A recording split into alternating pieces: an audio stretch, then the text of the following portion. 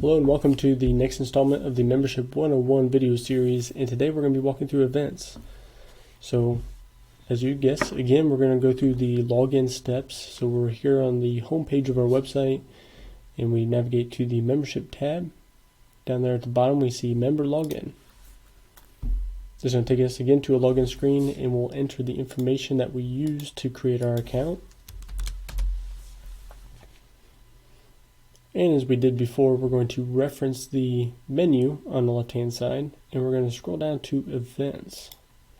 Now we don't have a lot of events imported into the system yet, but we've got enough that will give you a sense for how this is going to work. We do have on the calendar view, of course, COVID 2020, we don't have a lot of events, no events in fact, for December 2020. But one thing I do want to mention on this screen is this ability to add a new event. So this is going to have to go through an approval process on our side, but it does allow you the opportunity to add an event if you wish to do so. What I'm going to do, just because it's going to be easier to see and to find events, is go to the list view. And we have, again, like I said before, just a couple events entered in here. Mostly the mobile blood drives that the Chamber of Commerce has committed to host in 2021. So we're pretty excited about that. But if we dive into these events, it's just going to give us a general overview of the events that have been added. So again, we have our title up here at the top. We have a description listed, the contact person. So of course, since it's a Chamber event, that is me. But it has a quick link here for you to click, and it will send me an email directly. An image that is associated with that event. We have the hours of the event, so we can see it's going to be hosted on February 13th from 10 a.m. to 2 p.m. And then the last thing here we have is the location, which will give you a quick map and the ability to find directions for that event. So very, very, very simple. Again, this event doesn't require any registration, so this is just for information basis. But one thing I do want to point out, so if we go back to the list view,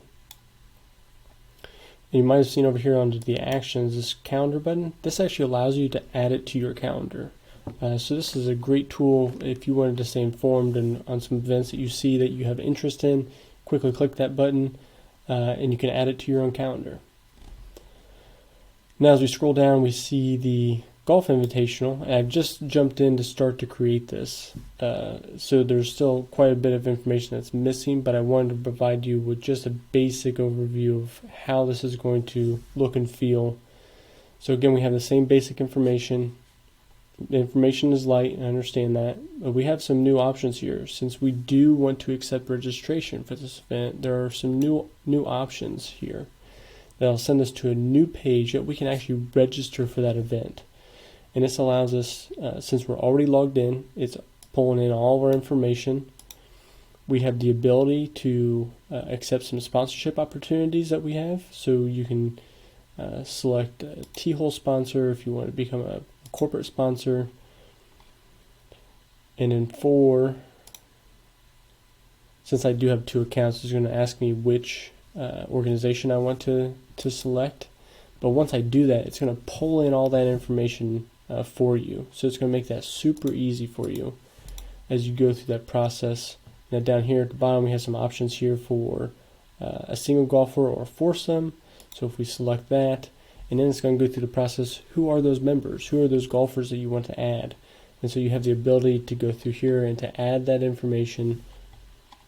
And then down here at the bottom, probably the best functionality that we've offered here is the ability to pay that tab. So it gives you the ability to go through that process to get not only to register yourself in your organization, but also to pay that invoice. So that helps you, that helps me be more efficient, and that way we can count on seeing you at that event upon completion of this registration.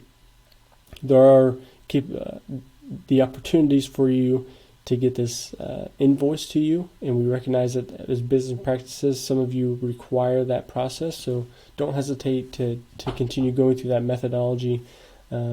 But just for the sake of this tutorial, I wanted to show you what features were available to you and how to access them.